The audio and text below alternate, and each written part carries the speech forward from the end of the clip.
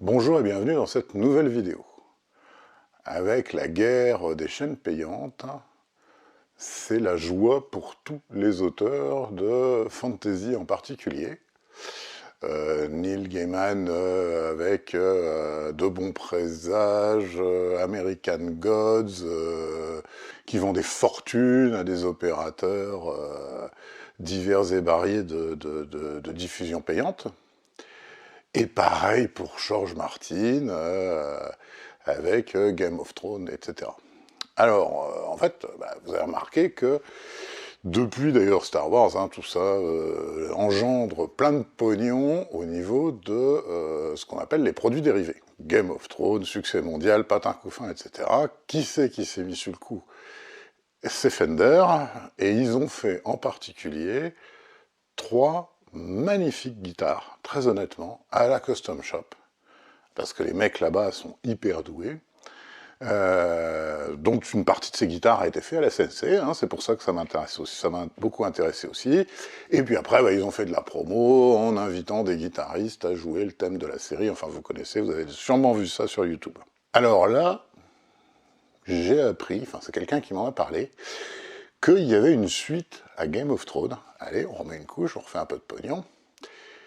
Et donc j'ai décidé, parce que mon deuxième prénom c'est modestie et humilité, de prendre de vitesse la Custom Shop Fender et de faire une guitare Dragon.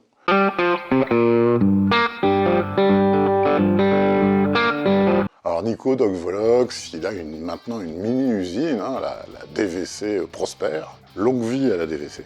Donc pour pas être en reste, en fait, moi j'ai directement fait construire en Californie un bâtiment à l'architecture volontairement moderne qui s'appelle modestement la JY Custom Shop et que vous voyez ici. C'est là qu'on va faire cette nouvelle guitare. Voilà la guitare House of Dragon que je compte fabriquer dans cette série. Alors on reconnaît la touche qui était une des 4 touches qui avait été fabriquée pendant la fabrique de Dragon, avec le dragon sur la croix dans la 12e.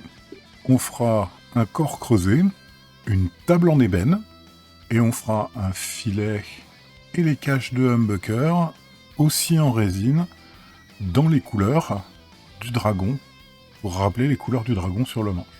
On fera aussi un cache truss rod, avec le logo en résine aussi dans une des couleurs, dans un des verres en fait, pour assurer une espèce de cohérence. C'est 2 humbuckers, classiques, un 3D6, comme d'habitude un switch volume et tonalité.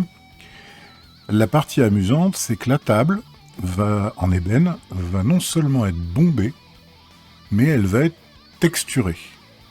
Et je ne mettrai pas de résine pour couvrir la texture, puisque ce sera une texture de quelques millimètres d'épaisseur. J'ai déjà commencé à faire des essais. L'idée, ce serait d'obtenir une texture d'écaille de dragon sur la totalité de la table. Au niveau de la fabrication, on utilisera du cèdre ondé et on fera un assemblage tête-manche en bec d'oiseau. Voilà, il n'y a plus qu'à. Le temps passé à dessiner une guitare, en fait, tous les éléments d'une guitare, ça représente un paquet d'éléments, mais ce temps, après, on va le gagner énormément sur les logiciels de 3D, de parcours d'outils, et finalement sur la machine. C'est vrai aussi quand on fait une guitare à la main.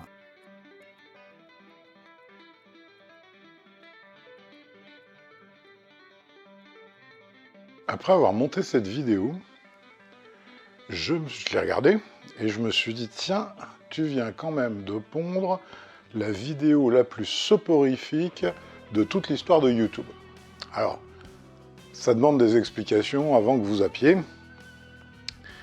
Ce que j'ai essayé de faire, c'est d'expliquer comment je planifie le travail sur une guitare que je veux faire.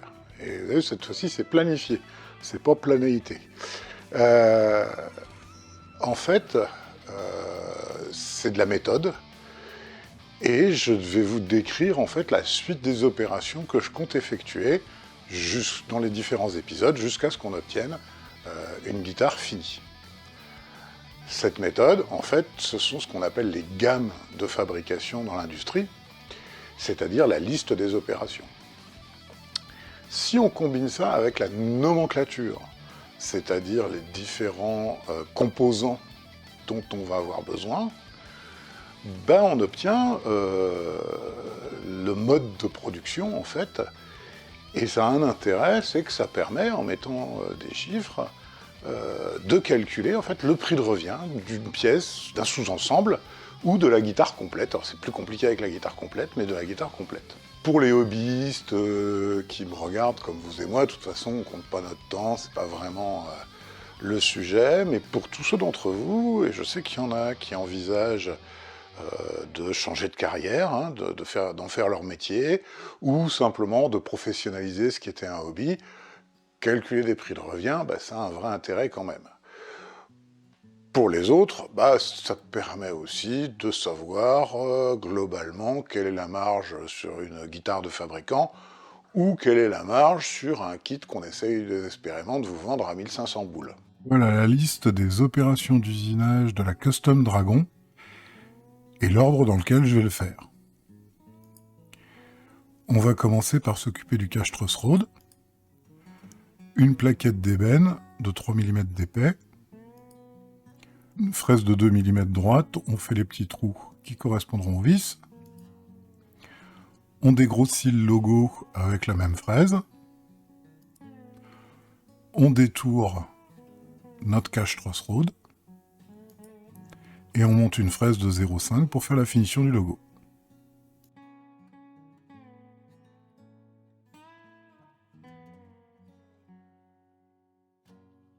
Alors pour mettre les temps, on va utiliser une unité de mesure qui s'appelle le DMH, pour 10 millièmes d'heure, qui est très connu dans les bureaux méthodes, hein, bien sûr.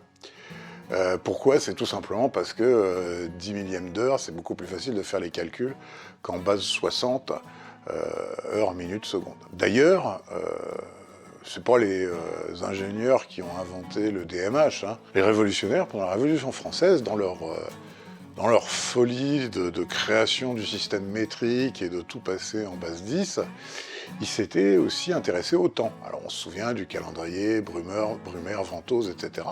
Mais ils s'étaient aussi intéressés au temps au niveau de la durée de la journée, qui devait se diviser par 10, de la durée de l'heure qui devait se diviser par 10 pour obtenir des secondes, etc. Évidemment, personne n'y pannait que dalle, quoi. C'était un souk invraisemblable, au point que quelques horlogers très rusés ont fabriqué à l'époque des horloges où il y avait les deux systèmes qui coexistaient au niveau des aiguilles. C'est une des parties du système métrique que, vu la confusion générale, Napoléon Bonaparte s'est dépêché de dégager dès qu'il est arrivé au pouvoir. Donc on va raisonner en DMH.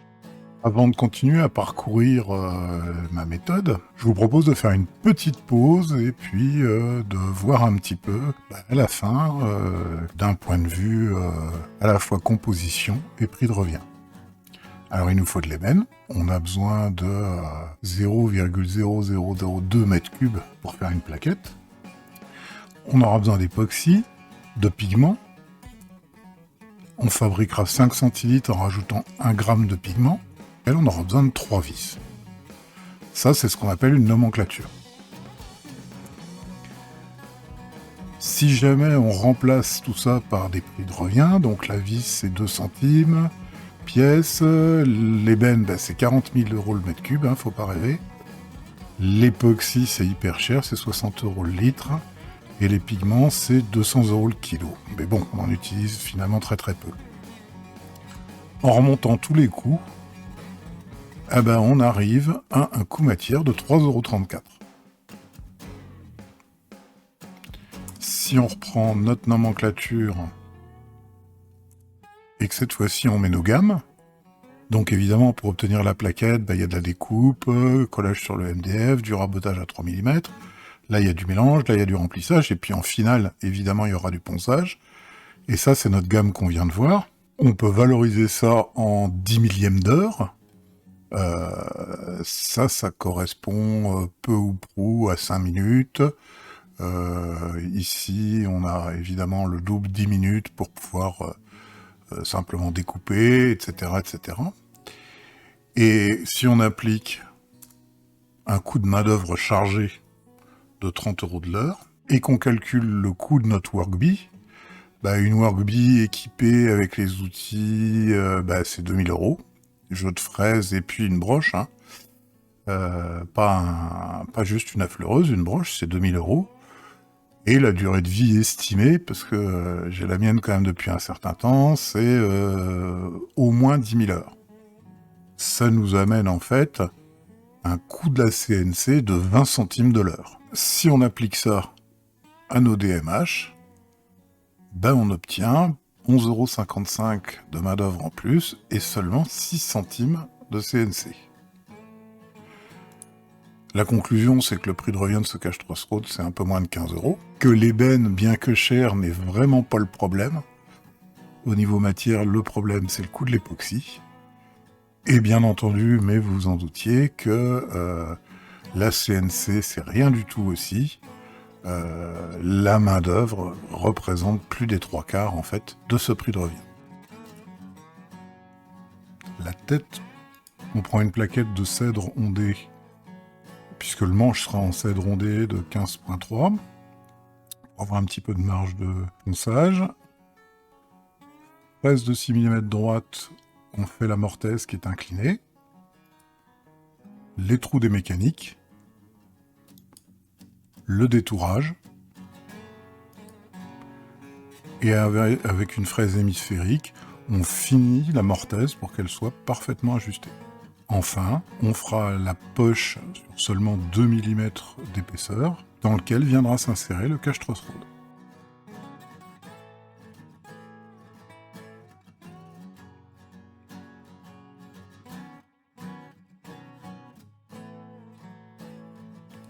Le dessus du manche, très classique, toujours du cèdre ondé, 19,3 d'épais, 520 de long, c'est l'intérêt du bec d'oiseau, c'est qu'on n'a pas besoin de très grande longueur.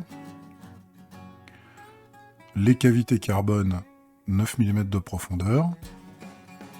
Et avec la même fraise de 4, on fait le truss rod à 9,5 et sa tête à 11,3.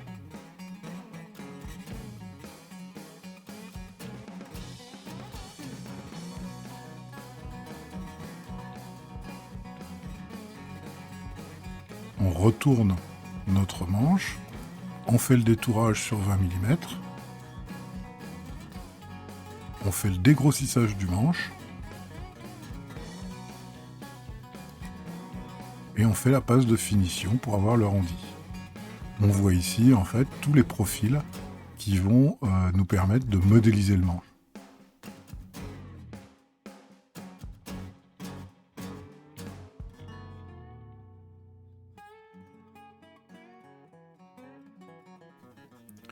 On s'occupe maintenant des entourages de humbucker.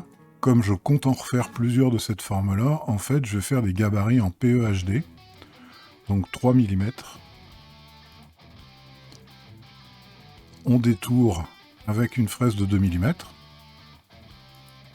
Et toujours avec la même fraise, on fait dans ce qui servira de gabarit de perçage, les trous M2 et M3.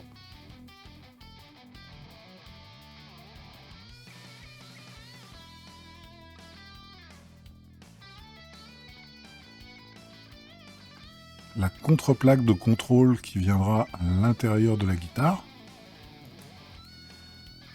On prend une planchette, je ne sais pas encore quel bois, à vrai dire. On commence par faire le détourage intérieur à la fraise de 6. On fait les emplacements des aimants. Et on fait le détourage extérieur pour avoir ce qui sera notre contreplaque.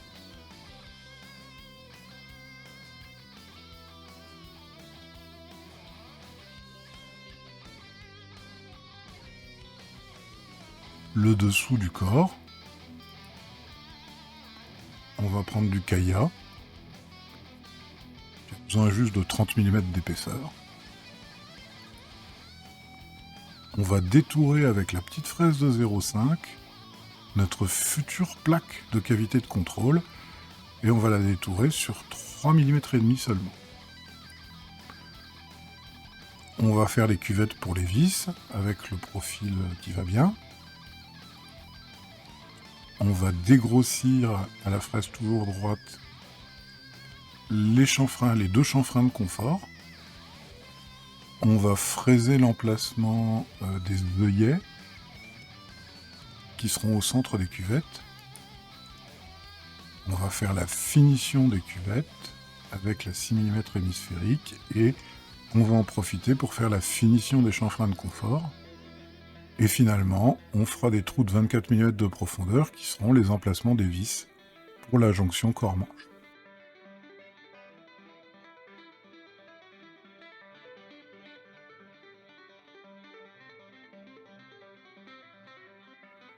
On retourne notre planche. On creuse la cavité de contrôle jusqu'à 27 mm. Donc on devrait arriver à la jonction avec les 3 mm 5 qu'on avait creusés sur l'autre côté. On en profite pour faire les emplacements des aimants sur cette plaque de contrôle. On fait 3 autres cavités sur 24 mm pour alléger un petit peu cette guitare. On fait les cavités de câbles. On pourra alors installer la contreplaque qu'on avait fait à l'étape précédente.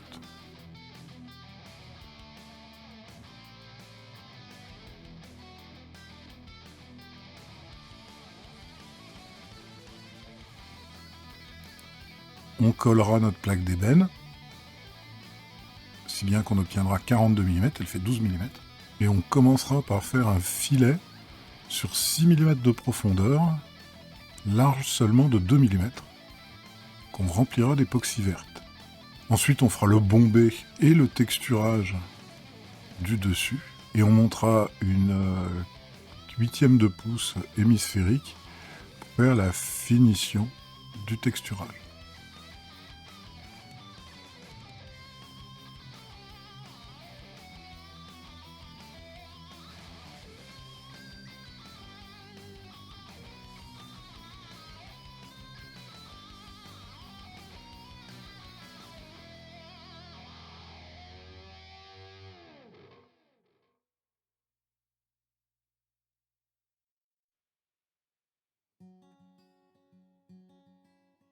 On recopie notre composant qu'on avait fait pour la lattice. Et on va commencer par baisser en fait son épaisseur, parce que la table va faire 12 mm et qu'on veut 3 mm de texturage. Donc en fait, ce qui sera la partie lisse, qui sera en dessous de la texture, en fait, faut qu'elle fasse que 9 mm. La deuxième chose qu'on va faire, c'est on va faire les trous des endroits où on ne veut pas texturer. Pour ça, on va simplement prendre nos différents vecteurs et on va en faire des composants tout simples de 9 mm d'épaisseur. Celui-là.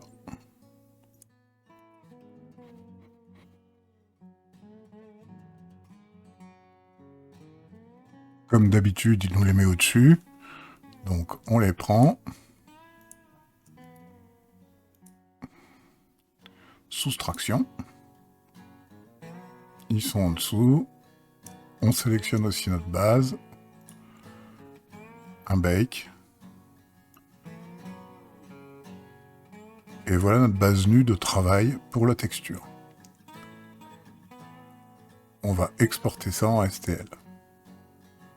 Pour la texture, comme on veut quelque chose de beaucoup plus personnalisé que ce qu'on avait fait par exemple pour la guerre, où on était parti en fait d'une image, on va utiliser ZBrush et ce qu'on appelle des alphas dans ZBrush. Alors une alpha, il y en a un certain nombre de standards, ce sont en fait des images noires et blancs. Et il y a une fonction très sympathique, c'est-à-dire qu'on peut importer une image par exemple et lui dire de transformer cette image en alpha. Là, pour notre petit exemple, on va faire une rune nordique. Donc on commence classiquement, on prend un cube, on dessine notre cube, on passe en mode édition, voilà notre cube. Évidemment, il a très peu de points, donc on va tout de suite le diviser. Voilà, là on a 500 000 points. Et puis on va aller se chercher simplement une alpha dans ma bibliothèque d'alpha. Donc j'ai ici des runes. On va prendre des runes... une abîmée, tiens, voilà. Une abîmée, puis on va se choisir une rune sympathique. Tiens, celle-là par exemple. Et puis on va utiliser... Voilà, je veux juste la présenter sur un rectangle. On peut se positionner. Et puis... Hop. Il nous a fait une rune. En déplacement automatiquement les polygones en fonction de l'indice de noir et blanc de notre alpha. Après, bien sûr, on peut jouer sur des tas de paramètres comme l'intensité, la taille, etc. pour dire, voilà, je veux quelque chose de beaucoup plus marqué. Pour la texture du dragon, on va utiliser des alphas d'écailles. Dans ZBrush, on commence par importer notre modèle de base.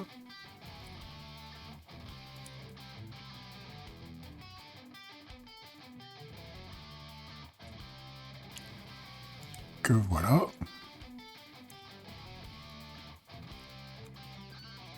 Et la première chose, c'est qu'on a une typologie qui est un peu pourrie. Que voilà.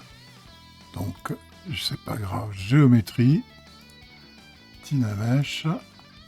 2048. Ça devrait nous donner 6 millions de points à la louche. Okay. Bon, le problème, c'est évidemment qu'il nous a fait aussi le dos. Alors, pour le dos, on va se mettre comme ça. On va aller dans les brosses. On va prendre sélection rectangle.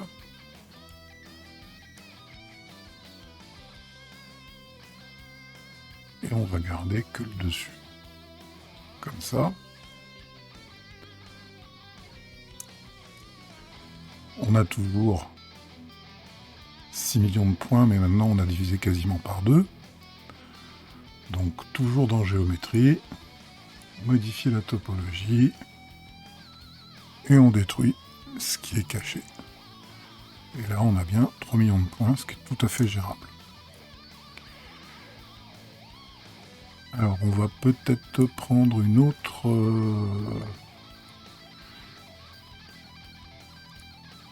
couleur de travail. Ça c'est pas. Donc on va commencer par faire une chose, c'est faire une texture de peau autour des caches de humbucker et qui remonte un petit peu vers la cavité manche. Juste faire ça pour les humbuckers. On prend une alpha de peau et on s'y met tout de suite. On va baisser un peu notre taille.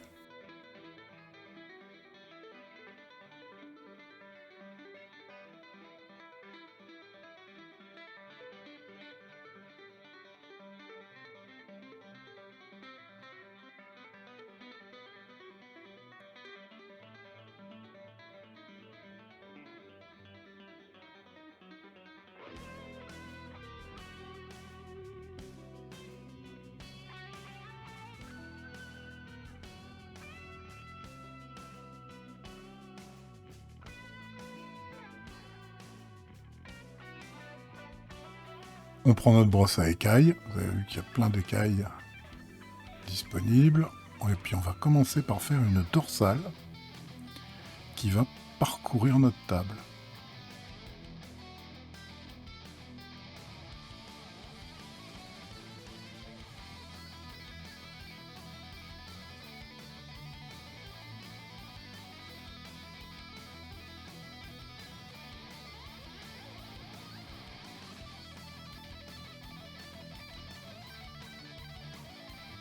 Il y a dans ZBrush une fonction qui permettrait de tracer un trait et de faire en une fois.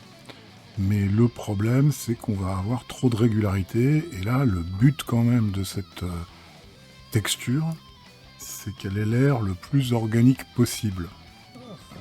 C'est quelque chose, si vous regardez la Fender Dragon, ils se sont contentés de reproduire la même texture sur la totalité de la table, et ça enlève un peu le côté organique de la sculpture.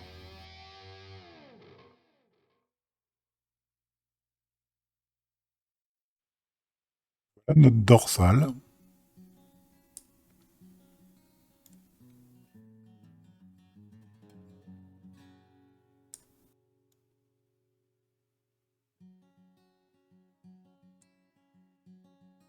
Et maintenant, on va pouvoir remplir tout le reste avec des écailles.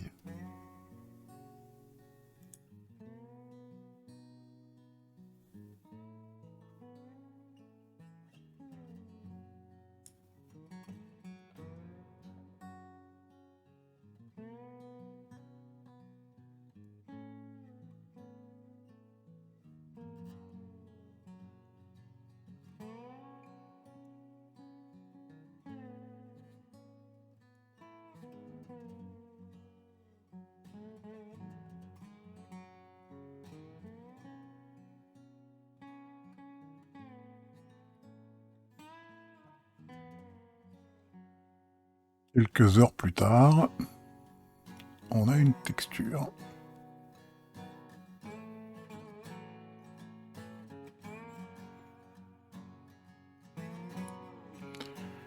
Il reste juste à la sauvegarder en STL. On montera après une fraise de 2 mm pour découper dans ce texturage les cavités qui contiendront les caches de humbucker. Après, on montrera classiquement la 6 mm droite pour faire les ailes des humbuckers. Je fais toujours des ailes à 30 mm de profondeur, puis l'emplacement central à seulement 20 mm de profondeur. Ça permet au besoin d'avoir des vis plus longues sur les ailes, sans que ça gêne au fond de la cavité. On fera les trous pour les contrôles, la cavité de manche, et on finira par l'opération longuement attendue, c'est-à-dire, avec une fraise 8 longue, le détourage complet de notre corps.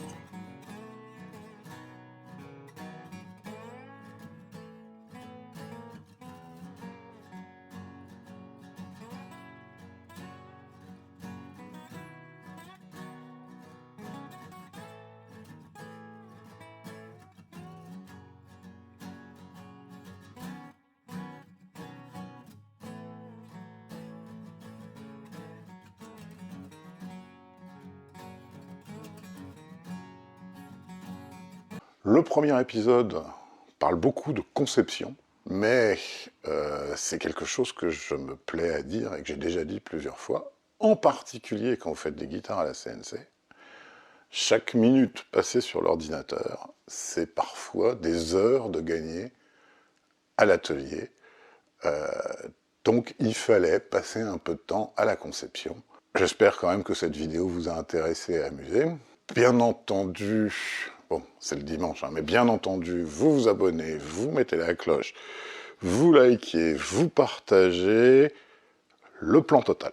Et on se retrouve la semaine prochaine pour la suite de la Custom Shop JY qu'on est en train de se fabriquer.